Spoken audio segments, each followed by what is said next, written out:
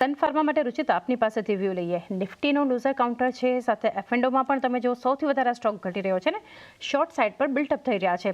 અત્યારે 1660 આસપાસના જે લેવલ્સ બતાવી રહ્યું છે, કઈ રીતે સલાહ આપશો sun pharma? Pharma as a space તમે જોશો તો હજી પણ બ્રેકઆઉટ નિફ્ટી ફાર્મા ઇન્ડેક્સમાં નથી. પાછલા અમુક સમયથી જે કન્સોલિડેશન નિફ્ટી ફાર્મા ઇન્ડેક્સમાં થયા છે, એ કન્સોલિડેશન હજી પણ નો કન્ટિન્યુ છે. સો અમને લાગે છે કે ફાર્મા હજી પણ એવા સાઇન્સ નથી કે કોઈ સિગ્નિફિકન્ટ આઉટ પરફોર્મન્સ આગળ જઈને આપશે. તો સન ફાર્મામાં પણ તમે જોશો તો આજે ગેપ ડાઉન ઓપનિંગ થઈ છે, બટ મોરઓલેસ એક બ્રોડ રેન્જમાં સ્ટોક છે, જ્યાં 1600 ની આસપાસ સપોર્ટ છે અને 1750 1780 આ એક રેઝિસ્ટન્સ ઝોન આ સ્ટોકમાં બન્યું છે. સો આઈ થિંક મોર એક કન્સોલેશન ફેઝ છે, તો ટાઈમ બિંગ તો કોઈ પણ ટ્રેડિંગ પર્સપેક્ટિવથી એટલીસ્ટ આ સ્ટોકને અવોઇડ કરવાની સલાહ રહેશે. હાલ તો એક અવોઇડ કરી શકો છો એક વ્યૂ સન ફાર્મા પ્રબંધો જોઈ રહ્યા છે. ઇટર્નલનું કાઉન્ટર સોમિલ વ્યૂ લઈએ. અત્યારે ડેઝ હાઈ પર છે 234, નિફ્ટી ગેઇનર 2.5% મજબૂતી સાથે ને ડેઝ લોથી રાધર ઓપનિંગ લેવલથી ઘણી રિકવરી બાઇંગ વધ્યું છે ઇટર્નલમાં. કઈ રીતે સેટઅપ જોઈ રહ્યા છો અહીંયાથી તમે? ઇન્ટરનલમાં at the moment in the very short term મને લાગે છે કે થોડીક નેગેટિવિટી રહેશે, એટલે આની અંદર હું buy side trade definitely suggest નથી કરતો, કેમ કે એક નાનું એન્ડિંગ ડાયગોનલ પેટર્ન છે ઓન ધ આવરલી ચાર્ટ જે નીચે તૂટી ગયું છે. અને સેલ સાઇડ પર ઓલરેડી મોમેન્ટમ ઇન્ડિકેટર્સ છે, ફ્રેશ સેલ સાઇડ આવ્યા છે સાઇન્સ, એટલે આની અંદર બાઇંગ ડેફિનેટલી નથી બનતી. જે સપોર્ટ છે, ક્રુશિયલ સપોર્ટ છે, એ 223 એક સપોર્ટ છે, અને રેઝિસ્ટન્સ જે બને છે એ પ્રીવિયસ જે હાઈ બન્યા હતા શોર્ટ ટર્મમાં એ 247 248, આ એક બહુ જ ઇમ્પોર્ટન્ટ લેવલ છે. હું બાઇંગ ઓનલી એક્સપેક્ટ કરીશ જ્યારે 248 ની ઉપર ક્લોઝિંગ મળે, એની ઉપર 260 270 ના લેવલ્સ તમને જોવા મળી શકે છે, પણ બાઇંગ 247 ની ઉપર જ કરવાનું. 247 ઉપર જ ખરીદારી કરી શકો છો. લેવલ્સની રાહ જુઓ ઇટર્નલ માટે. જબરદસ્ત રિકવરી બજાર બતાવી રહ્યું છે. નિફ્ટી 24753ના લેવલ્સ અત્યારે 150 અંકની મજબૂતી, ડેઝ લોથી ખાસી રિકવરી અત્યારે બધા જ ઇન્ડેક્સમાં આવતી જોઈ રહ્યા છે. માર્કેટ બ્રીથ હવે પોઝિટિવ થઈ છે, તો અમુક નિફ્ટી કોન્ટ્રીબ્યુટર્સ જોઈએ અત્યારે માર્કેટ મજબૂતીમાં રિકવરીમાં જે કોન્ટ્રીબ્યુટ કરી રહ્યા છે, એમાંથી એક ઇન્ફોસિસ રુચિત ડેઝ હાઈ પર છે અત્યારે 1574ના લેવલ્સ પર.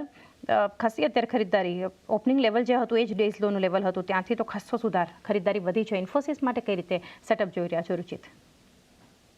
એક પુલબેક મૂવની પોસિબિલિટી લાગી રહી છે. પાછલા અમુક દિવસોથી સ્ટોક એના 20 દિવસના મૂવિંગ એવરેજની આસપાસ ટ્રેડ કરી રહ્યો છે, તો રિસ્ક રિવોર્ડ રેશિયો અહીંયા ફેવરેબલ છે લોંગ્સ માટે. 1540ના સપોર્ટ છે, એટલે 1540ની નીચે સ્ટોપ લોસ રાખીને 1630ના ટાર્ગેટ્સ માટે સ્ટોકમાં ખરીદારી કરી શકાય છે. આને અલાવા within the mid cap IT space અમને લાગે છે કે થોડુંક રિલેટિવ આઉટ પરફોર્મન્સ રહી શકે છે, જેમાં એફએસએલ નો અમને સ્ટોક સ્પેસિફિક પોઝિટિવ લાગી રહ્યો છે. બુલિશ ફ્લેગ પેટર્ન જે ટેકનિકલ એનાલિસિસમાં કન્ટિન્યુએશન પેટર્ન હોય છે, એનું ફોર્મેશન સ્ટોકમાં થયું છે. સો આ અગર બ્રેકઆઉટ આવે તો સ્ટોક નિયર ટર્મમાં તમને 415ની આસપાસના લેવલ્સ બતાડી શકે છે. તો આઈટી એક પુલબેક ટ્રેડ છે કે આઈટી સેક્ટરમાં થોડો અપમૂવ છે, જેમાં મિડ કેપ આઈટી થોડુંક રિલેટિવ આઉટ પરફોર્મન્સ બતાડી શકે છે. તો ઇન્ફોસિસ માટે 1540નો સ્ટોપ લોસ, 1630ના ટાર્ગેટ ધ્યાનમાં રાખો, અને first source solution mid cap આઈટીમાંથી પણ આ કંપની પર એક તમે ફોકસ રાખી શકો છો. આ સિવાય ના પાવર ગ્રીડ માટેનો એક વ્યૂ લઈએ. સોમિલ 1.5% મજબૂત છે, 295 અત્યારે ડેઝ હાઈ બનાવ્યા છે પાવર ગ્રીડે. કઈ રીતે સલાહ રહેશે આપની? પાવર ગ્રીડમાં મારો વ્યૂ પોઝિટિવ છે.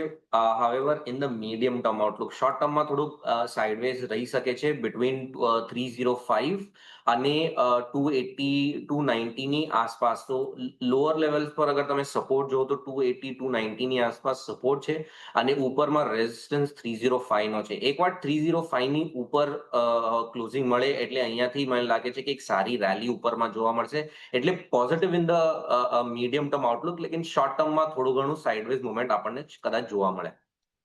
મીડિયમ ટર્મ એક પોઝિટિવ છે, તો ખાસ કરીને એક વ્યૂ પાવર ગ્રીડ પર બંધો જોઈ રહ્યા છે.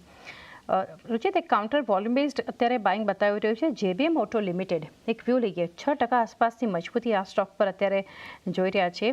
આમ તો ડેઝ હાઈથી થોડા નીચના લેવલ્સ છે, પરંતુ હજુ પણ સ્ટોક મજબૂત છે. જેબીએમ ઓટો પર કઈ રીતે આપનો વ્યૂ રહેશે? પોઝિટિવ લાગી રહ્યું છે સ્ટોક. આજે ઓપનિંગમાં પણ વોલ્યુમ સારા છે અને 200 દિવસના મૂવિંગ એવરેજની ઉપર સ્ટોક બ્રેકઆઉટ આપી રહ્યું છે. સો આજે ક્લોઝિંગ સુધી આ સ્ટોક એના 200 DMA ઉપર સસ્ટેન થઈ જાય તો 820 જેવા લેવલ્સ નિયર ટર્મમાં એક્સપેક્ટ કરી શકાય છે. 820 સુધીના એક લેવલ્સ પણ અહીંયાથી બતાવી શકે છે. ખાસ કરીને વ્યૂ જે BM ઓટો પર બનતો આપણને દેખાડી રહ્યો છે.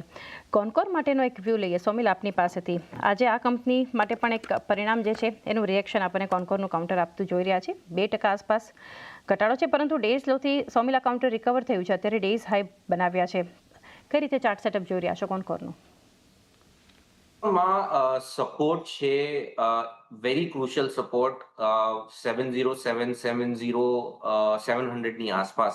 એટલે 2040 ડેલી મૂવિંગ એવરેજ જે છે એ અરાઉન્ડ 700 ની આસપાસ છે અને પ્રીવિયસ એક સ્વિંગ લો છે 707 ની આસપાસ. આ એક સપોર્ટ ઝોન બને છે અને મને લાગે છે કે આ બહુ જ સારી ઓપોર્ચ્યુનિટી છે બાય કરવા માટે. આપણે સ્ટોપ લોસ સ્ટ્રીક રાખો 700 ની આસપાસ, સ્ટોપ લોસ સ્ટ્રીક રાખીને આની અંદર બાઇંગ કરી શકાય. શોર્ટ ટર્મમાં જે ટાર્ગેટ બને છે એ છે 772. આ એક ટાર્ગેટ બને છે which is 200 daily exponential moving average છે. એટલે સ્ટોપ લોસ સ્ટ્રીક રાખો અને 772 ના ટાર્ગેટ માટે આપણે બાય કરવું. તો અહીંયાથી 772 એક લેવલ્સ જે છે ટાર્ગેટ ધ્યાનમાં રાખી શકો છો, પરંતુ મીડિયમ ટર્મ માટે કોનકોર માટેનો એક વ્યૂ છે.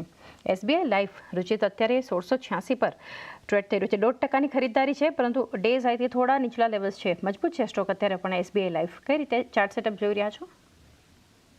ચાર્ટ સેટઅપ્સ તો હજી પણ ઘણા સ્ટ્રોંગ છે.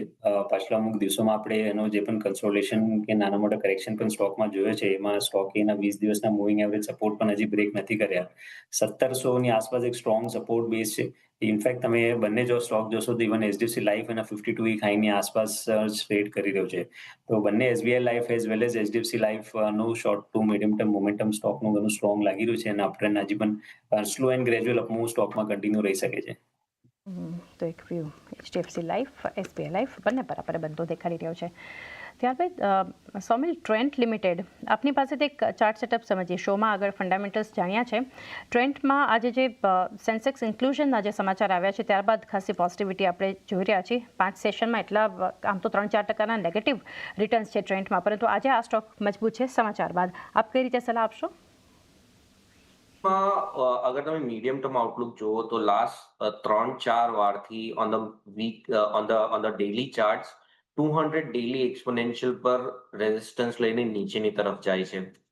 નીચેમાં જ્યારે 4600 ના લેવલ્સ હતા ત્યાં મલ્ટિપલ સપોર્ટ ઝોન બન્યા છે અને ત્યાંથી હું બુલિશ હતો ડેફિનેટલી ટ્રેન્ડમાં. હાવેવર અત્યારે જે રેઝિસ્ટન્સ છે 200 ડેલી એક્સપોનેન્શિયલ મૂવિંગ એવરેજ પર, ત્યાં આપણે થોડુંક ધ્યાન રાખવું અને અત્યારે અવોઇડ કરીને ચાલુ. હાવેવર 200 ડેલી એક્સપોનેન્શિયલ મૂવિંગ એવરેજની ઉપર દેટ ઇઝ 5610 આની ઉપર ક્લોઝિંગ આવે એટલે અહીંયાથી બાઇંગ ડેફિનેટલી બને છે. મીડિયમ ટર્મ આઉટલુક પોઝિટિવ છે અને ઉપરમાં ટાર્ગેટ 6300 ના બની શકે છે. નીચેમાં જે આપણે સ્ટોપ લોસ રાખવાનો છે એ 5050 નો સ્ટોપ લોસ રાખી અને બાય સાઇડ પર ટ્રેડ કરવું. 5050ના સ્ટોપ લોસ. મીડિયમ ટર્મ માટે લેવલ્સ 6300 ટાર્ગેટ તરીકે ટ્રેન્ડ માટે તમારે ધ્યાનમાં રાખવા જોઈએ.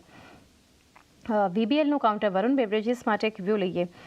આમ તો ITC હોટલ્સ પર એક તમારું રેકમેન્ડેશન છે રુચિ. તો અત્યારે VBL જુઓ તો શોર્ટ કવર થઈ રહ્યા છે 3.5% ખરીદદારી સાથે. ઓલમોસ્ટ ડેઝ હાઈના લેવલ છે VBLમાં. આપ કઈ રીતે સલાહ આપશો? હું વેટ કરીશ થોડુંક રિવર્સલના હજી સંકેત આવવાનું. પાછલા અમુક દિવસોથી જે પુલબેક મૂવ આવ્યું હતું સ્ટોક એના 200 દિવસના મૂવિંગ એવરેજ સરપાસ નથી કરી શક્યો અને એનો ફરીથી એક ગ્રેજ્યુઅલ કન્સોલિડેશન લાગી રહ્યું છે કે સ્ટોકમાં. સો એટલી રનઅપ હું તો લાગતી નથી કે ઇમિડિયેટલી સ્ટોકમાં આવશે. પણ 420 430 આ એક સપોર્ટ રહી શકે છે સ્ટોક માટે પોઝિશનલી. પણ ઉપર 500 થી 520 આ એક રેઝિસ્ટન્સ પણ છે. 500 થી 520 એક રેઝિસ્ટન્સ. હાલ થોડું એક વેઇટ એન્ડ વોચ અપ્રોચ રાખી શકો છો VBL પર. તો એ સાથે જ હવે એક બ્રેક